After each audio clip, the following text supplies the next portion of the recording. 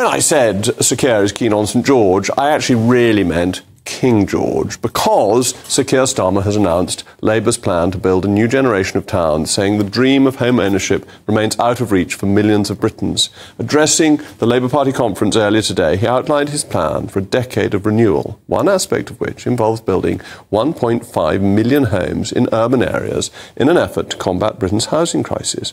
The Labour leader vowed to bulldoze, as Boris Johnson-esque, through the current planning system, which would mean releasing land from the green belt, speeding up the process by which housing could be built. City centre housing, built by left-wing government to house large numbers of people, may conjure up visions of concrete tower blocks akin to those of Soviet dictators.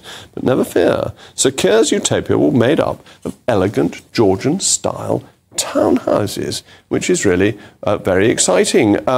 Though I slightly worried when he said Georgian, he might be waiting till the reign of Prince George before any of these houses were built, which is what you normally get with this planning system.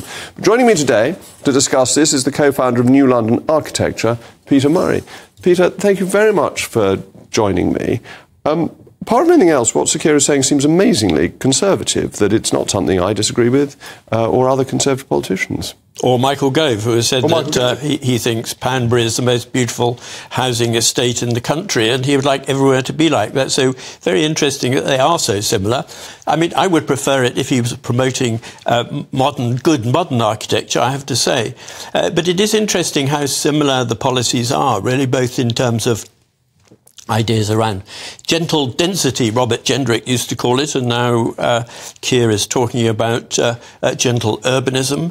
He's talked about building maximum 5 stories, whereas I think the Conservative policy is more 6 stories, so not great deal of difference there. But I think that there is sort of hope, I think, because Boris Johnson, you may remember, when he took over as Mayor of London, he asked for Georgian streets too. So he worked with the architects in London, in the GLA, and they came up with what is now the New London Vernacular, which is a very, I think, well thought through interpretation of really Georgian streets. Lots of bricks, well-proportioned windows, deep window sets, and things that it seems people actually like. So maybe we're not going to look exactly like Georgian streets, but we will have contemporary architecture which picks up some of the best aspects of Georgian. And this seems to me to be the exciting bit about it. It's actually giving people choice, because what the 1947 Act has effectively done is to create a degree of bland uniformity, that the house builders churn out the same thing everywhere. But that if you're saying we're going to build beautiful, for want of a better term, and you give more choice to the buyers, well, they may well settle on the New London Vernacular, they may settle on Pastiche Georgian, but it's up to them, and they're the ones spending the money. And this must be better and will help free the system up. Well, you might remember that Oliver Letwin did some research into, initially about the idea that developers were holding on to land and therefore they weren't building so much. But it was his idea was that it's not so much they wanted to hold on to the land, but they built these identikit houses right across the country, which, as you say, reduced choice. And so his recommendation was that actually these large plots should be broken up into smaller, to give chance to smaller developers, provide more variety, help smaller builders. All that sort of would create that choice, which I think would be very important. And one of the elegant things about Poundbury is that it has created a community and choice and different buildings within a development, actually a remarkably high-density development, but nonetheless with character and difference, whereas you see a lot of new housing developments and row after row are exactly the same.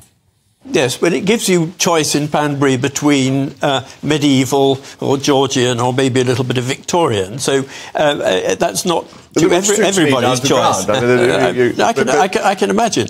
But I was actually in Copenhagen last week looking at some of the new housing there. They've been building around the North Harbour, which in most terms would be seen as modern, but with nice streets, decent scale, nice views out over the water, and actually a very elegant place to live. But with all the agreement on beauty, isn't actually the real problem getting the planning permissions in the first place? And that's the blockage.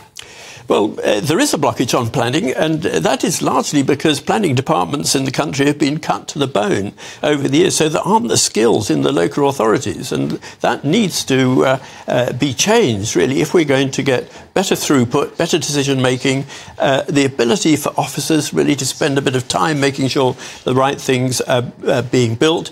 We are still waiting for Michael Gove to come up with his new planning guidance, and that's been sitting around for quite a long time now, and it's sorely needed. Well, I think planning is one of the great challenges of who's ever in government, but Peter, thank you so much